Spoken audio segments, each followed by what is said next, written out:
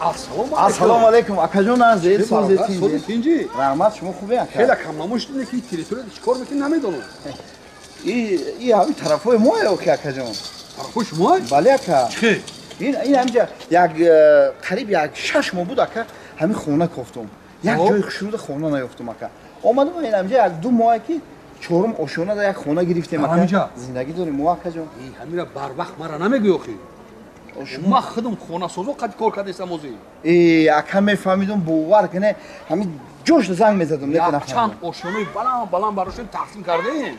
мара мегуфтӣ ку ма худам арзон ягонҷо кофтаи хона арзон карда медонам шуда кажон ояндада табу ҳамин хеш таборо ҷиянову фарзандҳо ҳастан охи шид бародар ака мара пурсиден ака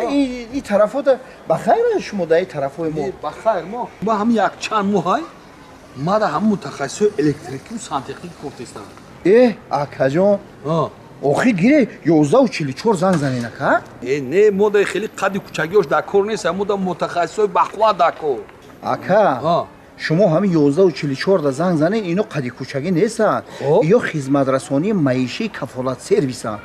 ана михлош мо да дар корай ака бо як чиз ногуфта намонад ино ҳам арзон кор мекунанд ҳам корашон бениҳоят босифат аст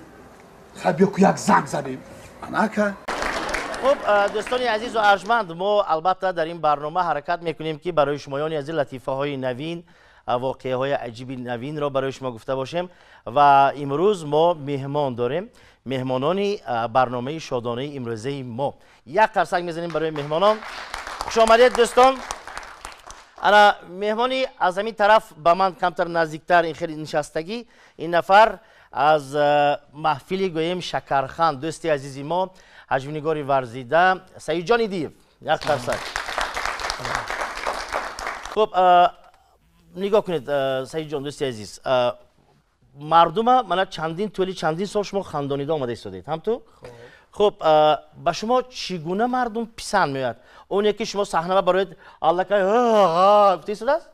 یا اینکه انا همین خیلی میستاد کو بعضیش انا همین خیلی میستاد بعد میخندد چگونه تماشابین برای شما معقول است دوستان یا هر دو باشید یگان لطیفه که نه وقتی که کت لکک باشد مرامت چون در زبان روسی سردنی مشکو ژنسکی رود هست در همین زنها هم همه خیلی عده زنی بسیار با عفت هست زنی گیزله هست زنی جهانگره هست هر نمود زنک هست یک زنکی بسیار گپ میزدگی یک مغازه میدروه همین زنکی بسیار گپ میزدگی در خانه‌ش هم گپ میزنه در مغازه هم در بازار هم در همه جا باشد باید که بعد دیلش خالی کنه بله بعد میدروه همین مغازه هم تنیگاه میکنه و بعد فروشنده اوجا ایستاده به همین نگاه میکنه میگه یا چی نکو که فروشنده هم حیران میشه میگه اپا نغز نگاه کو خی نقاب من مثال در یگان بعض مثالی نمی یگان بعد استفاده میبرن و خی نقاب هم میکشن ها این برای همین خیا و میگه ها با این پایان نگاه میکنم خی باقی نقابی چیه که فروشنده یا نگاه میکنه میگه او چشمات میگذره اپا کلون این نقابی گرگای گرگای آخی من فهمیدم که گرگای اگه گفتم تو را پرسم وقتی فروشنده ای همینجا بیکار شده چیکار میکنی آخی میگه خش شد تمام اپا بای خی نگاه میگه با این نقابی چیه میگه او روباه های اپا ها میگه بای نگاه میکنه میگه ای این قبوز بالا این نقابی چیه او خیرس های اپا فهمیدم من کار نیستم داد نزن فهمیدم تا بایست میگه وای توبه کردم این خیلی نقابا رو میفروشن کودکا رو میترسن این نقابی به فکرم عجینه یا کی فروشنده میگه اون نقاب نیست او آینه یا پا سلام علیکم کفالت سرویس در خدمت شما خوب شده است بله